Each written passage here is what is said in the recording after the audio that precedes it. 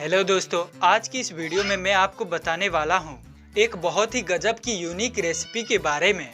In fact एक लड्डू की recipe के बारे में जो कि खास तौर पर गर्मी के सीजन के लिए, समर के लिए बनाया गया है और आपको बहुत ही गजब के रिजल्ट देता है। इस लड्डू को खाने के बाद आपके बॉडी के अंदर ठंडक आती है और गर्मी का एहसास कम होता है। बहुत सारे विटामिन, बहुत सारे मिनरल्स और बहुत सारे हेल्दी फैट्स आपको मिलते हैं। और गर्मी के सीजन में अक्सर जो कमजोरी हम लोगों को महसूस होती है, थकावट और सुस्ती जो रहती है, हर समय जो नींद आती रहती है, ऐसे स्थिति में भी इस लड्डू को खाने से बहुत ही ज़बरदस्त फायदे आपको देखने को मिलते हैं और आप एक अलग सी ताकत अपने अंदर महसूस करते हैं। तो ये आपकी हेल्थ के लिए बहुत ही अच्छी मानी जाती है, क्योंकि इसमें जो भी इंग्रेडिएंट्स हमने इस्तेमाल किए हैं ये सब के सब साइंस, वेद और आयुर्वेद से जस्टिफाइड है। तो चलिए बिना किसी देरी के इस इंटरेस्टिंग लड्डू के बारे में जानते हैं।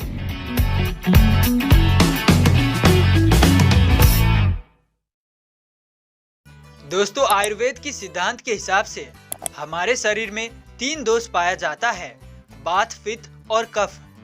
इनमें से कोई भी दोष अगर कम हो जाए या ज्यादा हो जाए तो उसकी वजह से एक इनबैलेंस पैदा होता है और ये इनबैलेंस ही हमारे शरीर के अंदर अलग अलग बीमारियों को पैदा करता है। गर्मी के मौसम में अक्सर हमारे शरीर के अंदर पित्त दोष बढ़ जाता है और हमें अलग अलग तरह की प्रॉब्लम्स जैसे कि स्किन एलर्जी हो जाना, एसिडिटी हो जाना, फोड़े फुंसी हो जाना, ये बहुत ही आम बात हो जाती है, खासकर गर्मी के मौसम में। इसलिए जो भी चीज़ हम खाने पीने की चीज़ गर्मी में लेते हैं, कोशिश करनी चाहिए कि वो ठंडी हो, जो कि हमारी बॉडी में बढ़े हुए पित्त को शांत कर सके। तो आज की इस वीडियो में जो मैं लड्डू आपको बताने वाला हूँ दोस्तों, इसकी रेसिपी हमने ऐसी ही बनाई है जो कि आपकी बॉडी के अंदर ठंडक प्रदान करे और ये बढ़ते हुए पित्त को भी शांत करने का काम करती है, जिससे आपका जो त्रिदोष है वो बैलेंस रहता है और आप खुद को हेल्दी पाते हैं। तो इस हेल्दी लड्डू को बनाने के लिए आपको कुछ इंग्रेडिएंट्स की ज़रूरत होती है। तो सबसे पहले आप इन इंग्रेडिएंट्स को आप लिख लीजिए। एक पेन और पेपर में जो लड्डू के लिए आपको चाहिए होती है वो है 1 कप तासा हुआ नारियल। दूसरी चीज़ जो है आपको चाहिए वो है रोस्टेड बादाम का पाउडर।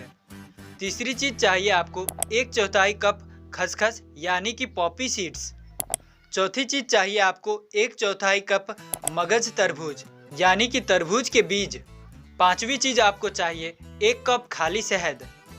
छठी चीज़ जो आपको लेनी है आधा चम्मच हरी इलायची का पाउडर। और सातवीं चीज़ जो आपको चाहिए 1 चुटकी भर केसर यानी कि सैफरन।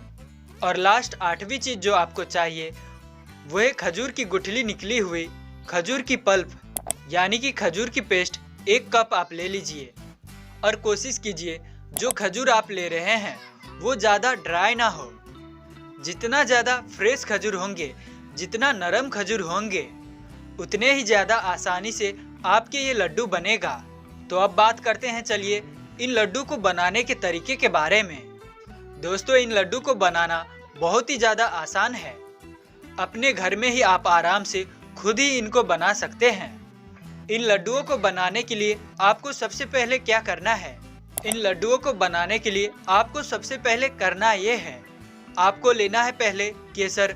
जो 1 चुटकी केसर आपने लिया था उसको 2 चम्मच दूध के अंदर घोल के आप उसे पहले एक जगह रख दीजिए। उसके बाद आपको लेनी है 4 चीज़ें। पहली चीज़ आपको लेनी है तासा हुआ नारियल।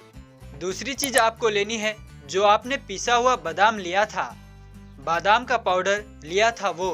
और तीसरी चीज़ आपको लेनी है पॉपी सीड्स। और चौथी चीज़ आपको लेनी है मगज तरबूज यानी मगज तरबूज का बीज।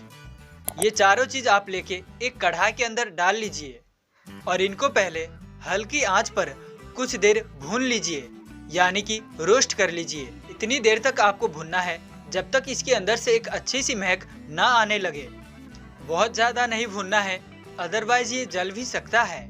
इस तरह से भूनने के बाद आप चारों चीज़ों को कढ़ाई से निकाल लीजिए और एक बड़े से बर्तन के अंदर इनको डाल के रख दीजिए।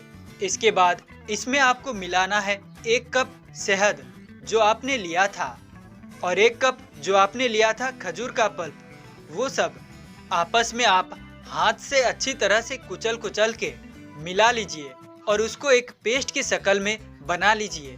जब ये सारी चीज आपस में आपके अच्छे तरीके से मिल जाए तो इसके अंदर आपको मिलाना है आधा चम्मच जो आपने हरी इलायची का पाउडर लिया था और केसर जो आपने दूध में मिलाकर रखा था।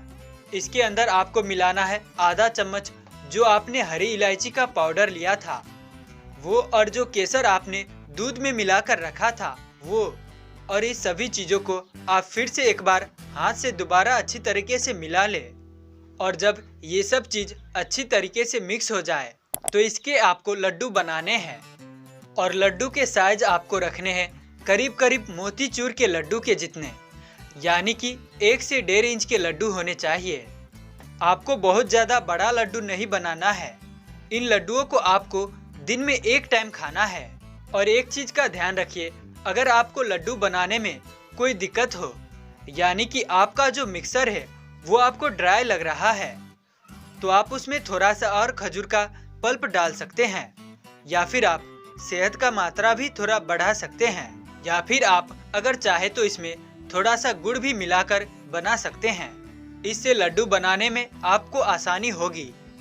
लड्डू बनाने के बाद ये जो आपने लड्डू बनाए हैं इसको आप एक कांच के कंटेनर में रख दीजिए और इनको आप नॉर्मल टेम्परेचर में भी रख सकते हैं, चाहे तो आप इसको फ्रिज में भी रख सकते हैं।